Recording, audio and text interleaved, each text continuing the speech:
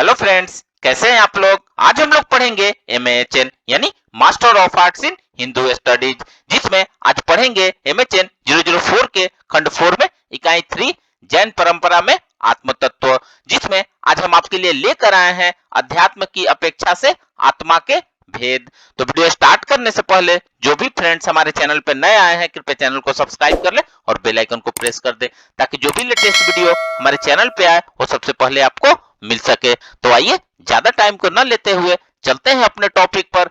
जैन परंपरा में आत्म तत्व में अध्यात्म की अपेक्षा से आत्मा के भेद के बारे में पढ़ते हैं। तो आइए वीडियो को स्टार्ट करते हैं। अध्यात्म की अपेक्षा से जैन दार्शनिकों ने आत्मा के तीन भेद माने हैं। पहला है बहिरात्मा, दूसरा अंतरात्मा और तीसरा परमात्मा, जिसमें सबसे पहले हम बहिरात्मा के बारे में पढ़ते हैं। अज्ञान के कारण आत्मा के सच्चे स्वाभाविक स्वरूप भूलकर आत्मा से भिन्न शरीर, इंद्रिय, मन, पुरुष, स्त्री और धनादि में ममत्व रखने वाले को बहिरात्मा कहा जाता है। दूसरा है अंतरात्मा। मिथ्या तत्व के अभाव से जब जीव आत्मा और शरीर में भेद समझने लगता है और बाह्य पदार्थों से ममत्व बुद्धि को हटाकर आत्मा के सच्चे स्वरूप की ओर उन्मुक्त हो जाता है, उसे अंतरात्मा कहते हैं। आइए तीसरा पढ़ते हैं परमात्मा। कर्मों के लेप से रहित, शरीर विहीन, रागादि विचारों से रहित, कृत कृत्य, अविनाशी, सुख स्वरूप तथा निर्विकल्प शुद्ध आत्मा परमात्मा है। आइए अब नेक्स्ट पढ़ते हैं बंध तत्व। संसारी आत्म कर्मों से जकड़ी हुई होने के कारण परतंत्र है। इसी परतंत्रता का नाम बंध है।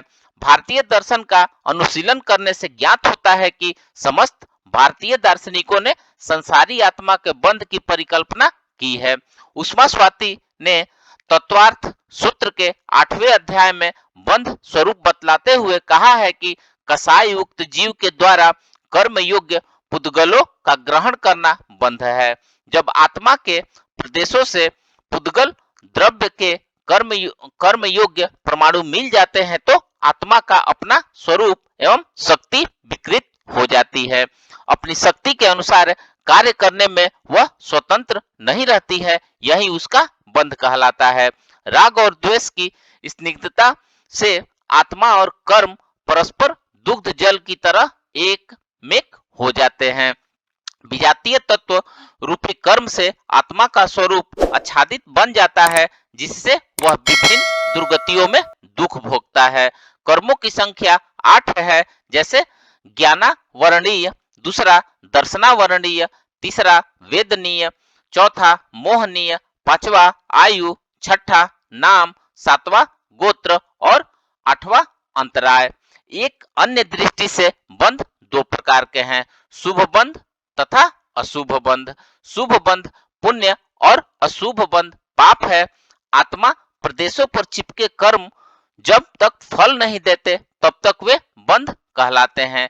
जब फल देने लगते हैं तो तब पुण्य और पाप कहलाते हैं। योगों की चंचलता, कसायों की तीव्रता कर्म का बंधन के मूल कारण है।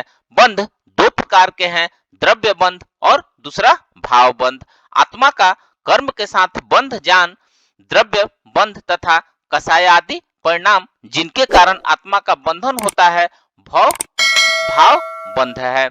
आइए अब नेक्स्ट पढ़ते हैं जैन दर्शन में कर्म बंध के कारण। जैन दार्शनिकों ने कर्म बंध के कारणों की व्याख्या करते हुए मिथ्या तत्व, अविरति, प्रमाद, कसाय और योग को बंधन का कारण माना है। नेक्स्ट देखते हैं मोक्ष तत्व। संपूर्ण कर्मों का आत्मा से वियोग होना ही मोक्ष है। मोक्ष प्राप्ति जीव मात्र का चरम लक्ष्य है। समस्त कर्मों से परिमुक्त होकर जीव मोक्ष को उपलब्ध होता है। वस्तुतः आत्मा की विशुद्धावस्था का नाम ही मोक्ष है। मोक्ष को साधने के 4 कारण है। पहला सम्यक ज्ञान, सम्यक दर्शन, सम्यक चरित्र और सम्यक तप अथवा दान, शील, तप और भावना। मोक्ष रूप प्रसाद में प्रवेश के ये 4 प्रवेश द्वार हैं।